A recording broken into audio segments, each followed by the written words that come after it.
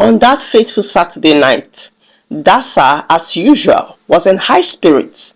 All the bars in the hostels were abuzz with music, attractive lightnings, laughter, and endless rounds of drinks. Dassah couldn't have thought twice about it. It was Saturday night again, and he doesn't miss the opportunity to catch fun every Saturday night. But Dassah, his friend Akpabio, called out, "I thought we had a plan, that you will not go out for Saturday night out again. You worked all week to replace your depleted school fees, and yet it has not been enough. This one more time won't hurt me," Dassah said, his eyes pleading for mercy. "No, you are not going anywhere," insisted Akpabio. "With 3 more days of labor work, you can replace your school fees and take the first semester exams with us." Dassah hesitated for a moment. Then he jumped up suddenly from where he was lying on the bed and said, No, Akpabio, leave me to enjoy my life. Why are you trying to control a full-fledged man like me?" "Tell him, concurred his friend Akpan, who stood by the entrance of their hostel room, waiting for him. "Oya Akpan, go back to your hostel," Akpabio commanded. "You deceiver. Because you have finished your school fees does not mean that others will lavish theirs too." At this, Akpan landed a dirty slap on Akpabio's face. "You seem not to understand your limits. I'm here to see Dassah, not you. Dassah has the same right you have to this room, so don't stand there to embarrass me." "You hit me," shouted Akpabio as he held Akpan, pushed him out of the room, and they started fighting. The two boys, Akpabio and Akpan, were outside the hostel fighting as many came to separate them. "You both, do you want to have expulsion from the school, or have you forgotten the school's rules and regulations?" After the fight, that same evening, Akpabio sat quietly on his bed reading when Dassah and Akpan went outside for the Saturday night out. In the heart of the University of Lagos stood a lively hostel known as Echo Towers. This hostel was famous not just for its affordable rooms, but also for its vibrant surroundings. The area was a magnet for students. Amongst the students living in Echo Towers are Dassah, Akpan, and Akpabio. Echo Towers was surrounded by a myriad of bars, clubs, and lounges.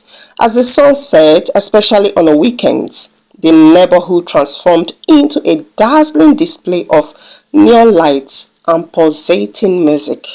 The streets came alive with the sound of laughter, chatter, and rhythmic beats of Afrobeats, hip-hop, and high-life music. Dassah was always among the chief celebrants at the V Groove Club. Dassah, though being a bright architectural student, could not hold himself at the exposure he had on campus. Soon the V Groove Club became his second home. Every weekend, Dassah and Akpan took their seat at the chief celebrant seat at the V Groove Club. The groove was always packed with people dancing, singing, and enjoying the night. "Bring more beer," Dassah would order, as the waitress would load their table with bottles that was filled with smooth, cold beers. He and Akpan would take turns at paying the bills. They would drink themselves to stupor, barely standing most weekends without fail. He would fall asleep on one of the wooden benches outside the V-Groove, only to be waking up by the early morning sun. On Sunday morning, after the morning sun is risen, Dassah and Akpan would drift back to their hostel on one particular Sunday morning. After Dassah was awake and sober, he realized how far he had eaten deep into his school fees. He talked with his roommate Akpabio, his eyes pleading for mercy. "Akpabio, please help your man now. I don't know what to do," came his humble request. Akpabio, pretending as though he knew not what he was talking about, asked him, saying, "Man, I can only help you when I know what your problem is. It was then that Dassah began to narrate his ordeal.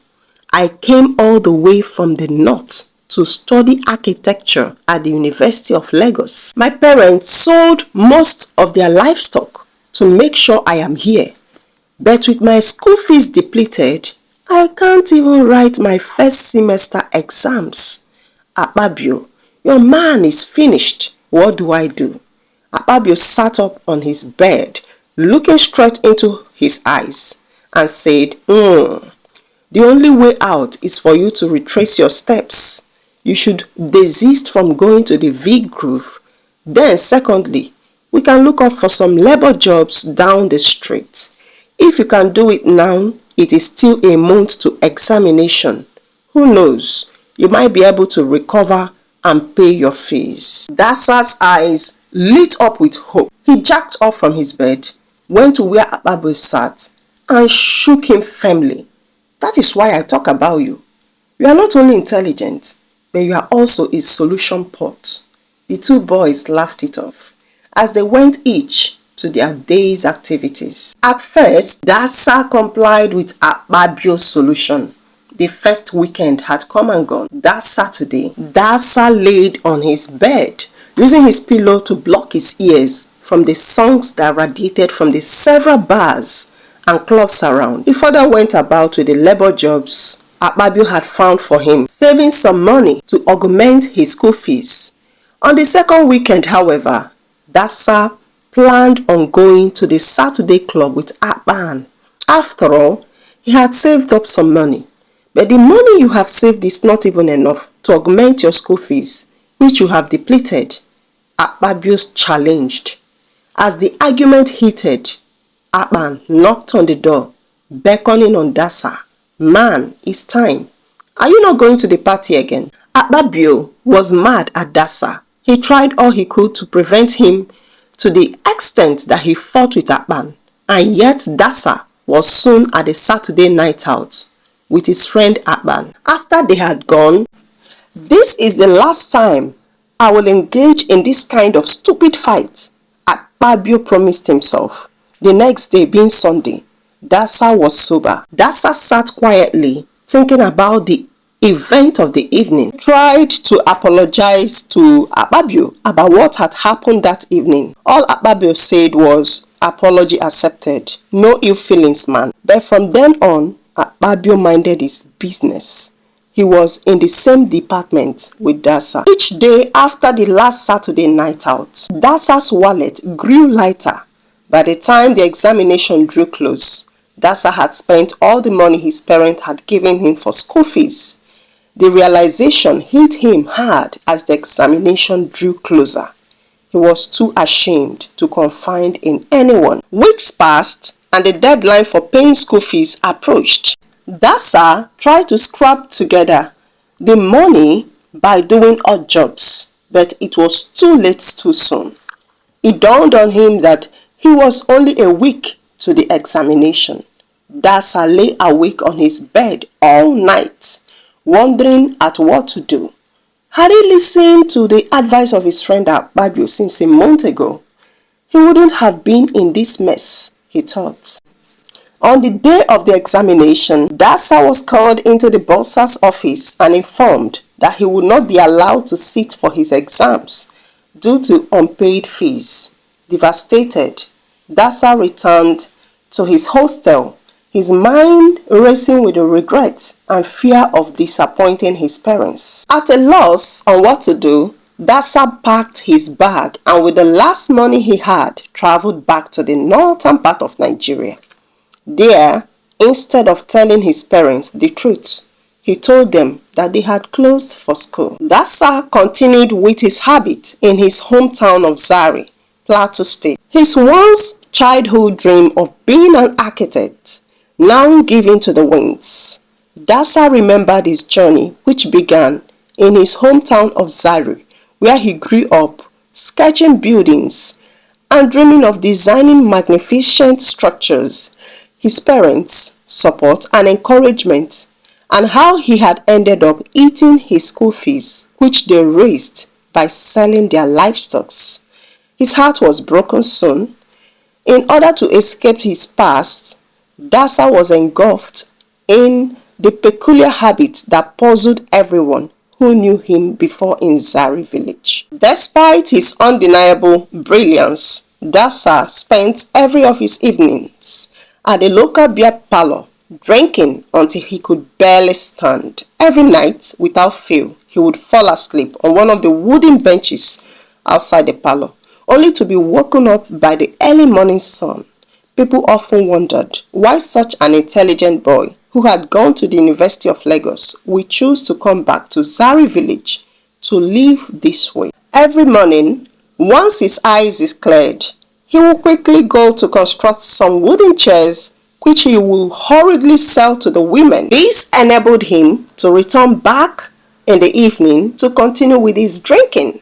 His parents, now being tired of his drinking, tried in vain to get him to tell them what his worries were.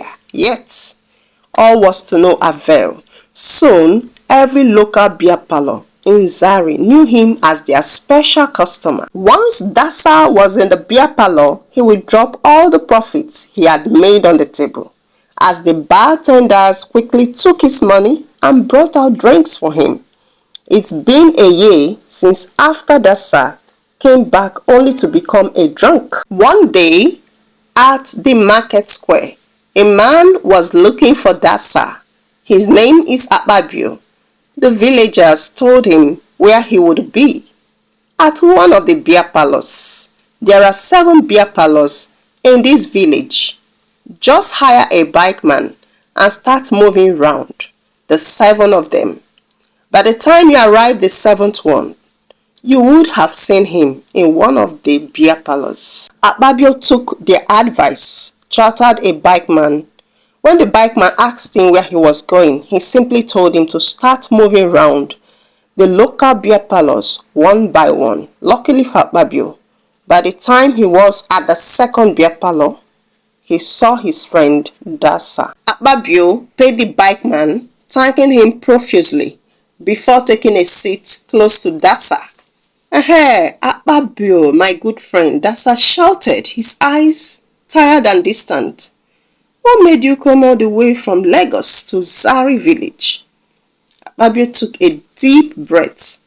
We need to go to your house, Dassah, Akpabio said. Dassah was excited, but he could not let his drinks go.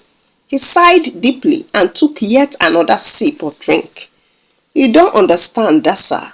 I came all the way from Lagos to look for you. Dassah got up drowsily. He staggered as he led Akpabio through the bush paths that led to his homestead. As they arrived at his family house, Akpabio promptly introduced himself as Dassah's friend in school. We were together in our hostel, the Echo Towers, when all this started. Akpabio narrated the story of what had happened and how Dassah spent his school fees drinking in school. As Dassah sobered up, Akpabio spoke to him saying, Dassah, you know that you are one of the smartest people I know. You have so much potential, so much to offer, but this drinking, it's holding you back. It's like you are hiding from the world. You are hiding from yourself. I know it's not simple to quit, Akpabio said gently, but think of all you would become if you would stop. What a difference it will make if you are at your best. For the first time in a long while, Dassah was truly sober. He felt a glimmer of hope. He realized that his friend was right. He was sent to become an architect, and here he was constructing chairs and selling just to use it for drinking. With Akpabio's support, Dassah decided to seek help and start the journey to sobriety. It wasn't easy, but Dassah was able to stay all through the 3 months of Akpabio's visit without a sip. One early morning, Akpabio called his friend Dassah and said, I decided to spend a 3-month vacation with you. Did you remember the midterm result?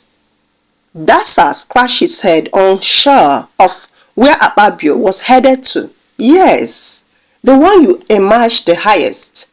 I took the result from a head of department and submitted it to the same company that had given me scholarship. They saw the midterm results and were impressed with it. They also decided to give you a scholarship too. Dassah's eyes lit up with excitement. Scholarship? Scholarship! This is unbelievable. I am going back to school? The excited Dassah embraced his friend as they made plans on going back to school. Hey friends, did you see the example of true friendship displayed by Akpabio in this story? What are your experiences with true friends? Please do share with us on the comment section below and give this story a thumbs up if you like it. Comment, share and subscribe as we load you with lots of exciting and educative stories at African Tales by Oma. Bye for now.